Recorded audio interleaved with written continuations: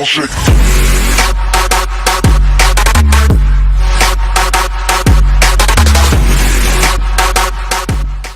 Hello everybody, welcome back to the channel. This is Sypher today, here today with you guys, bringing us another amazing video here today for the channel. Today we're gonna be talking about, as you guys can tell by the thumbnail, the Call of Duty critics and see which ones are the best. So I have the top, I would say 3 credits for Call of Duty that I feel are the most credible and that are usually the most critic about Call of Duty.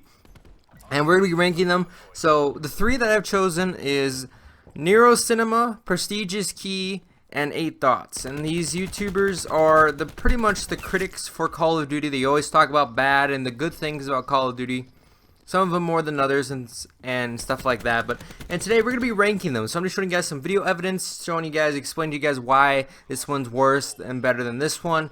So we're going to be kind of doing a top 3. So number 1 is the best critic, is the most critical about the game. Number 3 being the worst, but still is probably is still a credible source to go to critiquing the game of Call of Duty and anything else that they upload on their channel.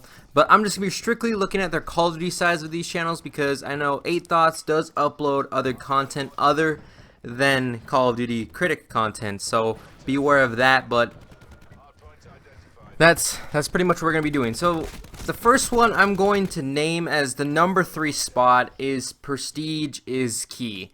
And the reason for this is because he always says good things about the updates whenever they come out. Like, he always talks about the good stuff first in his videos, which doesn't make him a critic in the sense, because he's talking about the good stuff first, in which that's what the most part that people do watch is the first part of the video, and they usually click off around the 8-minute mark, or anything past around 6 minutes that you will usually click off and find another video. So he's only talking about the good stuff and showing that to the community, and then talks about the bad stuff later. Does he also do other videos? Yes, he does also talk a lot about stuff, like the bad stuff first. And I know in some of his videos when they were talking about the reserve cases and all that stuff, he did talk about that. When that whole update came out, he did say how that was a bad system and everything like that, but it's kind of a little reversible thing, So let's watch this first clip, and as you guys can see, let's watch it. Next up, let's take a look at the brand new variant map called Hacienda Twilight. This is a variant of Hacienda that takes place in the middle of the night. This time, though, the interior is actually pretty spooky. I think that this is one of my favorite looking maps so far out of the variants that we've seen, just because I'm a fan of dark night maps, and I also like how they handled the lighting throughout the entire interior of this mansion. Of course, it is a variant map, it's not a brand new map, and that's going to piss off a lot of people, but out of the maps that we have so far that are variants, I think this one's my favorite looking, just because of the lighting and how that's been handled throughout the entirety of the interior. Now it's time to talk about that pay-to-win thing, and this is probably the only thing that I don't like about this update. Of course, there's always got to be something negative when it comes to an update. So you guys see, he's talking about the good stuff first, and then he does go into the bad stuff. So, I mean, that kind of does, he's still talking bad about the game, still giving the game, critic advice, but he's not just talking about the bad stuff. If you really want to truly critic someone, you talk about the bad stuff first, and then you talk about the good stuff afterwards, not the other way around, because then it just sounds like you're semi-working for him and semi-working against him. Like, you don't get your full point across about what you're trying to say or anything like that. And that's the way I see it. He's still a good critic for YouTube, and for Call of Duty he's done that a lot of times. Has many videos about that stuff. So he's still a credible source, within that whole community spectrum of, critiquing the game. But, he's still, I would say, one of my favorites to watch every once in a while. But like I say, he's not the best out of the 3.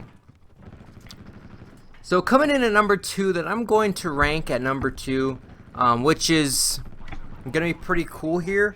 Because this one was actually really hard to pick for me personally, because both of 8 Thoughts and Nero Cinema have some great content and are both really good critics to Call of Duty. But I finally thought about it, and I really kind of gave the crucial parts, and I've decided to pick at number 2 Nero Cinema. And the only reason is because, kind of like Prestigious Key, they also talk about the good stuff about Call of Duty. Now usually for him, he talks about the good stuff and the bad stuff at the same time, you know, trying to build up an argument and stuff like that, which is great. You know, he's not just talking about one side first and then moves on to the second side or whatever. You know, he's kind of showing, you know, the people and the creators how this is bad, and also the good stuff of what they're doing with the game. And also he talks about how, you know, some sides are favored more than other, you know, like how Blackout is the most favored game mode in Black Ops 4 compared to others, and stuff like that, you know, which is really crucial for the game, and, you know, kind of opening people's eyes, I guess is the best way to put it. You know, to how the community rocks and rolls. But he still also talks a lot about the good stuff and how that's beneficial to the game, you know, which isn't bad. You know, whenever I do one of my videos, I'll talk about the good stuff as well, but I usually I like to keep that at a minimum. I like to make the bad stuff the main focus of my video. Like, I'll, like, for example, talk about the bad stuff for like a good 8 minutes, and show you guys why it's bad, and then I'll talk about the good stuff, you know, within a minute or whatever, and, you know, showing my love for that part, and I appreciate it. But I still say that the bad stuff is bad for the community and that it's ruining it. And Nero Cinema is kind of a mix between both of those worlds. And also he does have one of these speech impediments, so you may get annoyed by him if you do watch his content and you don't like that. Personally, I think it's cool, you know, because he's kind of showing, you know, how people like him can still make some great content here on YouTube. So I really do like that part. I really do. I kind of, you know, give props to him for doing that. But let's roll some of his clips and I'll show you what I mean.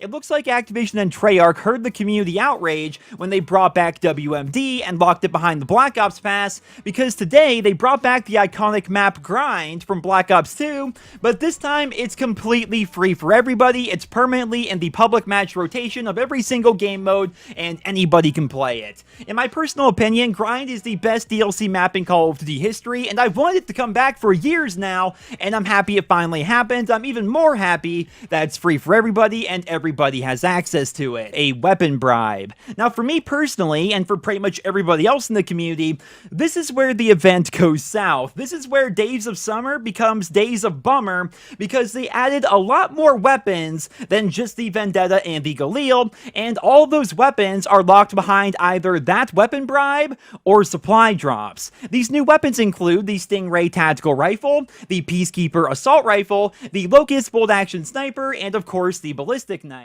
As you guys can see, he kind of builds up these arguments and shows, you know, the bad parts and, like, highlights them, if that makes sense. Like, he highlights them and shows the good parts, you know, like in a little highlight, but then he also shows the bad parts in spotlights and explains in a really intense way how they're bad and how they affect the community and all these other stuff.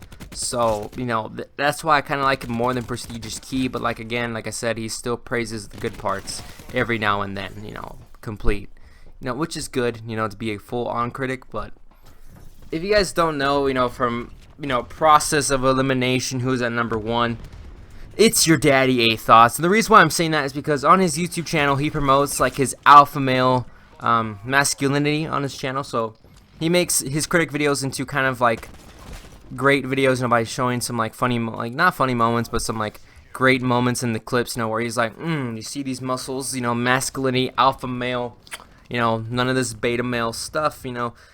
So for me, he's really enjoyable to watch. I really do appreciate his content. I love it. I've been watching his content ever since I found him, and, you know, to worship the golden cock god over here, he has the alpha male beauty over there. You know, he's a beautiful man to look at, you know, and he's the biggest critic on YouTube for Call of Duty and anything in general. He uploads critics about, you know, Call of Duty cocksuckers, you know, like T Martin, Swag, all those people, and reports articles and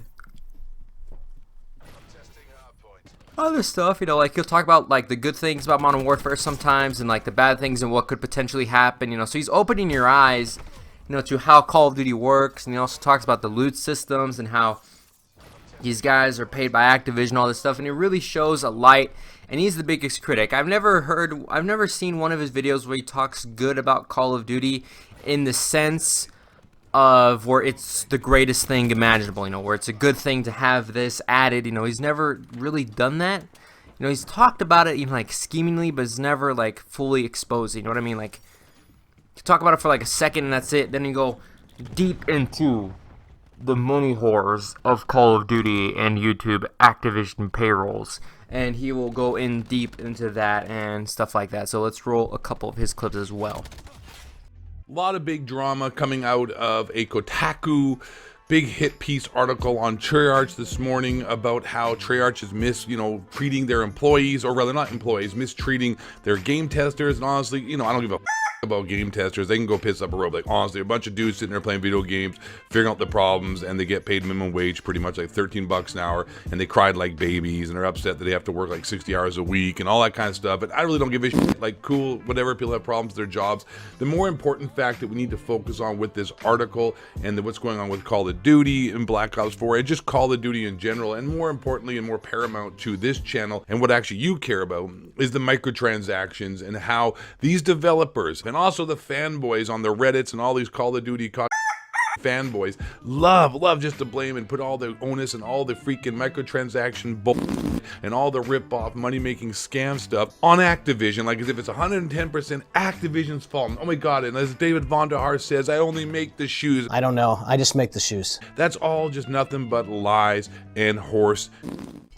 So as you guys can see, he does that as well. You know, he's a great content creator. So if you really do enjoy some like kind of funny critic videos and serious videos, go subscribe to A Thoughts for being #1 on the list. Don't forget to also go subscribe to Prestigious Key and Nero Cinema.